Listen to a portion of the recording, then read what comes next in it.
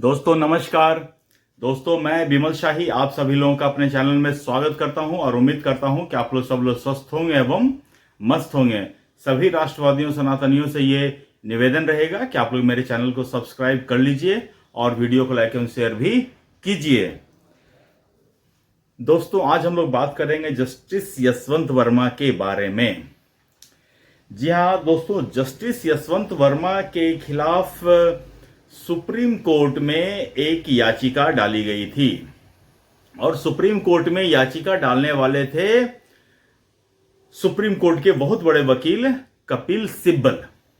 उन्होंने ये याचिका डाली थी कि सुप्रीम कोर्ट ने जो जस्टिस यशवंत वर्मा के खिलाफ जो इन्वेस्टिगेशन किया था, जो जांच किया था, वो जांच असंवैधानिक है।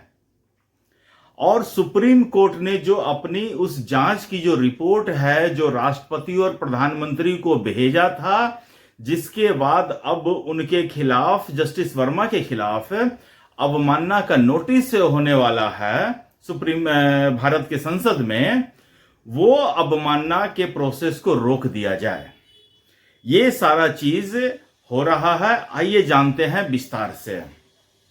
जी हाँ दोस्तों, जस्टिस यशवंत वर्मा का केस जो है अब बहुत बड़े लेवल पर खेला जा रहा है। दोस्तों जस्टिस यशवंत वर्मा के ही चक्कर में भारत के उपराष्ट्रपति श्री जगदीप धनखड़ जी का इस्तीफा तक हो चुका है और ये एक बहुत बड़ा जाल रैकेट टाइप से दिख रहा है।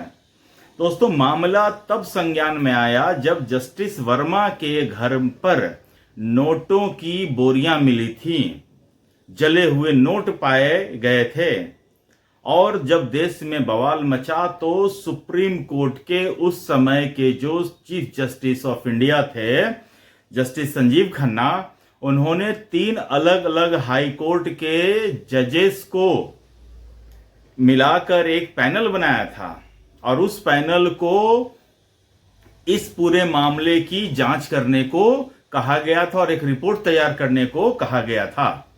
तो तीनों जजेस की पैनल ने जस्टिस यशवंत वर्मा के खिलाफ जांच किया और उन्होंने जो भी तथ्य पाया उस जांच में उसकी एक विस्तृत रिपोर्ट बनाकर सीजीआई को, चीफ जस्टिस ऑफ इंडिया को सौंप दिया।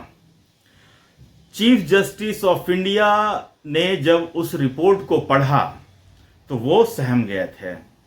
पहले तो जब ये प्रकाश में आया था मामला तो चीफ जस्टिस ऑफ इंडिया ने जस्टिस यशवंत वर्मा का ट्रांसफर कर दिया गया था दिल्ली से इलाहाबाद और उन्हें यह कहा गया था कि इन्हें फिलहाल किसी भी केस की हियरिंग करने न दिया जाए। तो जब केस का हियरिंग ही नहीं करने उनको दिया जाना था तो फिर ट्रांसफर का मतलब क्या है? फिर उन्हें दिल्ली में ही रहने देते और उनके खिलाफ कार्रवाई भी चलने देते। एनीवेज उनका ट्रांसफर कर दिया गया और जांच बिठा दिया गया। जांच में जो भी आया है, यशवंत वर्मा के खिलाफ जो भी जांच में रिपोर्ट आई है, उसको संजीव खन्ना ने भारत के राष्ट्रपति और प्रधानमंत्री को फॉरवर्ड कर दिया। दोस्तों हाई कोर्ट के जजों को हटाने का काम सुप्रीम कोर्ट के अधिकार क्षेत्र में नहीं आता है। उसके लिए राष्ट्रपति और संसद अवमानना के थ्रू ही हटाए जा सकते हैं। तो जब ये देखा गया, जस्टिस संजीव खन्ना ने देखा कि अब ये मामला मेरे रीच से बाहर है, तो उन्होंने मामला नेक्स्ट लेवल को पहुंचा दिया कि अब आप ही देखिए। तो उसके बाद जो है जस्टिस यशवंत वर्मा को लगा कि वो जो उनके खिलाफ जांच की गई है वो जांच सही नहीं है। तो उनके अनुसार लगता है कि जो रुपया उनके घर से पाया गया है वो रुपया उनका नहीं है। अजीब सा है। वैसे जजों की जो थिंकिंग होती है वो अजीब ही होती है। जैसे जज के घर में पैसा पाया गया, जज को लगता है कि हम ये कह देंगे कि ये पैसा मेरा नहीं है तो सारी दुनिया मान लेगी। दोस्तों जजेस को ऐसा लगता है, बहुत सारे जजेस केस लड़ते हैं, उनके सामने ऐसे ऐसे वकील आते हैं जो सच झूठ बोल बोल कर जजों का दिमाग खराब कर दिए होते हैं। तो जजेस को ऐसी मनोहर कहानियां गढ़ने की आदत होती है। जबकि तीनों जो जज थे, हाईकोर्ट के जज थे, जिन्होंने उनके खिलाफ जांच की थी, उन्होंने स्पष्ट लिख दिया है कि हमारी जांच से ऐसा प्रतीत होता है कि ये रुपया जो है जस्टिस यशवंत वर्मा के ही थे, और जिस घर के जिस पोर्शन में ये पैसा रखा हुआ था, उस पोर्शन में इनके और इनके परिवार के अलावा किसी और को जाने का परमिशन नहीं था। तो ऐसे एरिया में कोई और इनके घर में पैसा रख दे, ये सोच से परे की बात है। एनीवेज, तो जब जस्टिस यशवंत वर्मा को यह लगा कि मेरे खिलाफ जो जांच की गई है वो सही नहीं है, तो उन्होंने सुप्रीम कोर्ट में एक याचिका डाली। वो याचिका ये थी कि उनके खिलाफ जो जांच की गई है वो सही नहीं है और इस जांच को डिसमिस किया जाए। जब जांच डिसमिस होगा तो आगे जो अवमानना की जो कार्रवाई उनके ऊपर होने वाली है वो तत्काल प्रभाव से रुक जाएगी। और इसके लिए उन्होंने चुना कपिल सिब्बल जैसे महारथी को। और भी मतलब कि वकील थे इनके पैनल में, लेकिन जो मेन एक्टर थे, महारथी थे, कपिल सिब्बल। दोस्तों, मैं कई बार कह चुका हूं कि कपिल सिब्बल इस भारत के ओवररेटेड, ओवर हाइप्ड लॉयर हैं। इनको मैंने जब से मतलब कि अभी 10-15 साल से मैं राजनीति को देख रहा हूं, इनको किसी भी मुकदमे को मैं जीतते हुए, हाई प्रोफाइल मुकदमे को जीतते हुए इन्हें नहीं देखा हूं। चाहे वो राम मंदिर का मामला हो, धारा 370 का मामला हो, ट्रिपल तलाक का मामला हो, वक्फ बोर्ड का मामला हो, एक छोटा सा केस उदयपुर फाइल, उसमें तो कपिल सिब्बल हार गए। और उदयपुर फाइल को रिलीज रोकने के लिए कहां तक नहीं गए थे कपिल सिब्बल, लेकिन वहां भी हार गए। कपिल सिब्बल इस वकील के फटर्निटी में अगर आप देखेंगे तो वकीलों के वो राहुल गांधी हैं। जैसे इतने चुनाव हारने के बाद भी राहुल गांधी कांग्रेस का सबसे टॉप लीडर है, उसी तरह इतने मुकदमे हारने के बाद भी कपिल सिब्बल आज देश के सबसे महंगे वकील की श्रेणी में 1 नंबर पर आते हैं और लोग उनको हायर करते हैं। चाहे सरकार के विरोध में खड़ा करना हो तो कपिल सिब्बल जाएंगे, चाहे हिंदू धर्म के विरोध में खड़ा करना हो तो कपिल सिब्बल जाएंगे। कपिल सिब्बल उनका परमानेंट लॉयर है।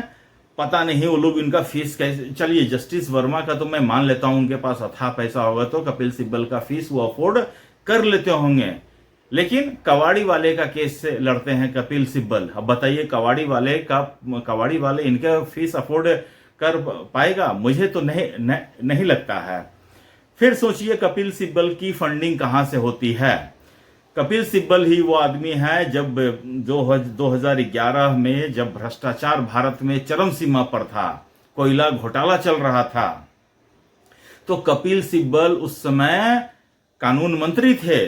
उन्होंने जीरो लॉस थ्योरी इजाद किया था कि उन्होंने कहा कि कोयला देखिए, कोयला का खदान है और कोयला का टेंडर दिया गया कंपनीज को, लेकिन उन कंपनी ने कोयला से मतलब कि खदान से कोयला निकाला ही नहीं, तो इसका मतलब लॉस कुछ हुआ ही नहीं।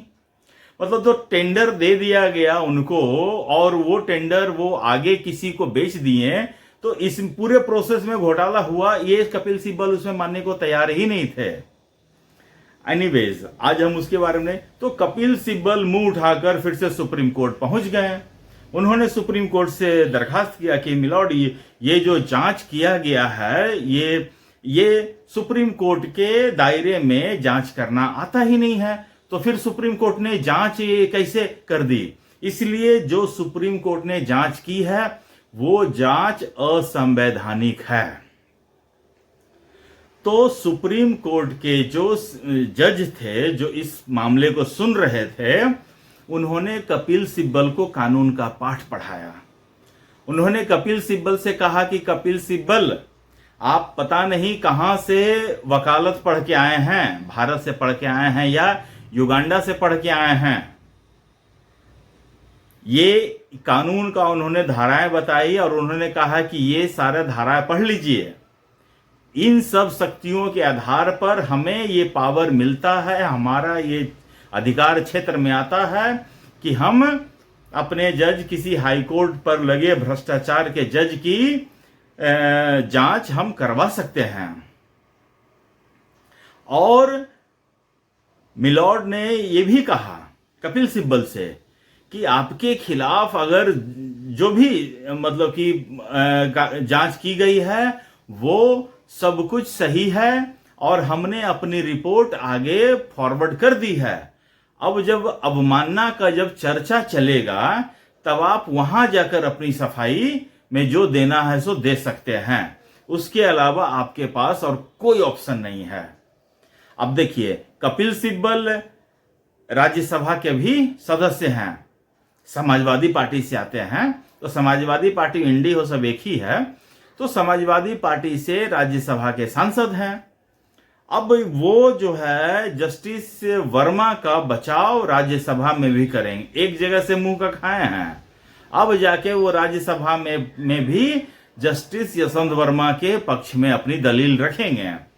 तो जिस तरह कपिल सिब्बल यहां हारे हैं मुकदमा, तो मतलब कि चीफ जस्टिस सुप्रीम कोर्ट के जज ने जस्टिस यशवंत वर्मा की याचिका को खारिज कर दिया। उन्होंने स्ट्राइक डाउन कर दिया कि आपकी जो याचिका है वो सुनने योग्य नहीं है, याचिका डिसमिस, बात खत्म, टाटा गुड बाय। गजब बेइज्जती है। तो उसके बाद अब देखिए, सुप्रीम कोर्ट से हारने के बाद कपिल सिब्बल अब राज्यसभा में जाएंगे। कभी देखिए संसद में हारते हैं तो यहां बहस करते हैं, सुप्रीम कोर्ट में अपनी बात को लाकर रखते हैं, और जब यहां हारते हैं तो राज्यसभा में जाएंगे। यही तुम्मा फेरी करने का काम कपिल सिब्बल का रह गया है और इसी का वो मतलब कि अपना यही कर अपनी जिंदगी वो बिता रहे हैं। यहां इसकी टोपी उसके सर, उसकी टोपी उसके सर। लोकसभा में हारते हैं, राज्यसभा में हारते हैं तो उस केस को, उस कानून को ले आते हैं सुप्रीम कोर्ट में, और सुप्रीम कोर्ट में हारते हैं तो उसको फिर ले जाएंगे लोकसभा में, राज्यसभा में। तो इस तरह सुप्रीम कोर्ट में कपिल सिब्बल की एक और करारी हार हुई है। दोस्तों, मैंने पहले भी एक वीडियो में एक कहावत कहा था कि हार गया भाई हार गया, आज शेर का पंजा फिर बेकार गया।